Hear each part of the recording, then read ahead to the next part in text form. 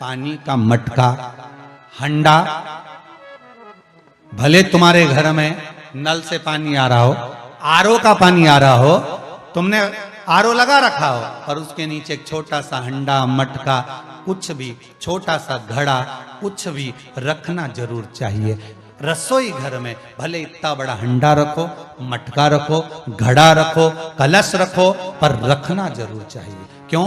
उसमें पितरों का स्थान होता है। तो घर में, रसोई घर में कभी परिवार में किचकिच नहीं होती, क्लेश नहीं होता। अगर हंडा भरा हुआ है, हंडा खाली होते होते जब सुबह के समय पर पानी थोड़ा रह जाता है, उस घर में जहां हंडा आधे से ज्यादा खाली हो जाता है, शास्त्र कहता है, भविष्य पुराण कहती है, जहां पानी का हंडा आधे से ज्यादा खाली हो गया, समझ लेना दूसरे दिन रसोई घर में क्लेश जरूर होगा, यह पक्का। इसलिए हंडे की सीमितता देखी जाती है। मटके को, हंडे को, कलश को आधे से ज्यादा भरकर रखा होना चाहिए। भले आधे तक भरा रहे, पर आधे से नीचे नहीं जाए। उस घर में अब माताएं पूछती हैं, पंडित जी हमारे घर में बहुत क्लेश है, हमारी बहू सुनती नहीं, बहू के हमारी सास नहीं सुनती। क्लेश हो कहां से रहा है? जब तुम लड़की पसंद करके आई, उसका पांव देख के आई, 25 बार फोटो देखा, अपनी रकम तोड़वा तोड़वा के बहू को सोने की रकम चढ़वा दी, खुद ने अच्छी साड़ी नहीं पहनी, 10-10 हजार का सूट चढ़ा दिया, चुन्नी बेस, डब्बा दिया तैयार होने का, चप्पल दी नाप की, चूड़ी का नाप मंगवाया, इतना प्रेम, और घर पे आके जगदम्बा हो गई। कारण क्या है? इतना क्लेश कहां से आ गया? जब तुमने पसंद करी, तुमने देखी, लड़की वालों ने यहां देखा, लड़के वालों ने वहां देखा, जब एक दूसरे को देख के सब बात हुई है, संबंध हुआ, रात रात भर बात चली, फिर क्या हो गया?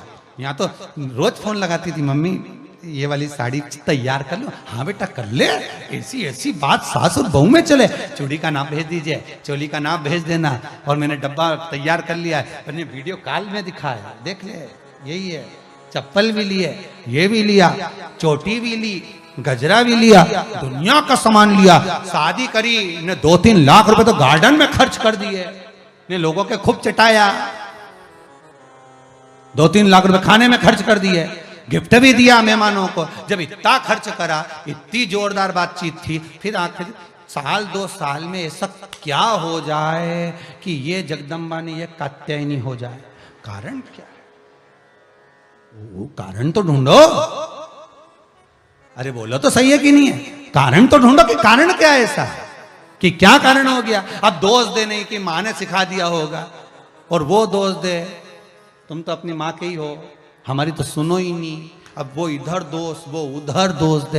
ये दोष देने से कुछ नहीं हो, अपने कर्मों का दोष देखो। ने जरूर झांक कर देखना कि सवेरे सवेरे कहीं हंडा खाली तो नहीं मिल रहा है, पूरा नीचे तक तो नहीं चले गया, आधे से नीचे तो नहीं हो गया। मतलब घर में दूसरे दिन क्लेश तो होना ही है, भले कटोरी के चक्कर में, पानी के चक्कर में, रसोई घर के चक्कर में, रोटी के चक्कर में, चाहे दिन भर में कभी भी होगा, पर 24 घंटे में क्लेश होगा, वो पक्का है।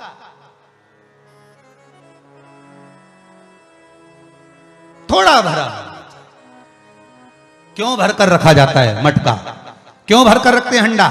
क्यों कहा जाता है कि जिस समय वास्तु पूजन होता है, पितरों के लिए पूजन करी जाती है, तो हंडा भरा जाता है, नया कोरा मटका, नया हंडा वास्तु पूजन में भरा जाता है। क्यों?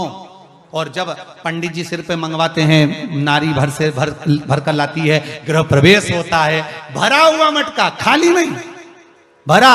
और जब भरवाते तो इतना भरवाते कि उसका पानी उंडेलना चाहिए, वास्तु पूजन का नियम है। जिस समय मटके को भरकर लेके आते हैं घर के अंदर, कलश भरकर लेके आते हैं, वास्तु प्रवेश करते हैं, गृह प्रवेश करते हैं, तो मटका इतना भरा जाता है, उसका पानी बाहर ढुलना चाहिए।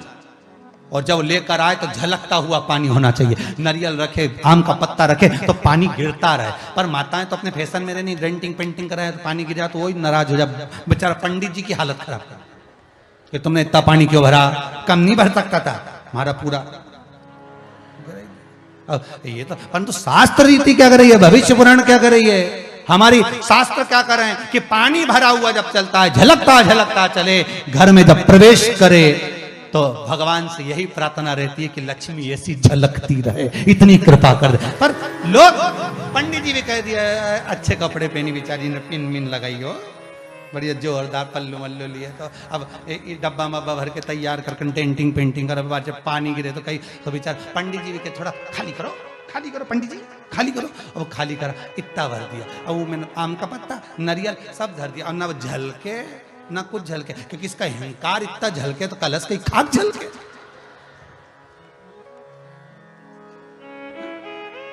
ये तो गृह प्रवेश कर रही तो अपने आप को ऐसी समझ रही कि महारा बराबर कोई नहीं बनाया ऐसी, और ऊपर से के फोटो खींचने वाला, फोटो खींच। अभी इसका अहंकार इतना झलके तो कलश के खाक झलके। अब जो झलकना वो तो झलका ही नहीं, न झुमका झलका, कहा मतलब का झलका है सो झलके सो।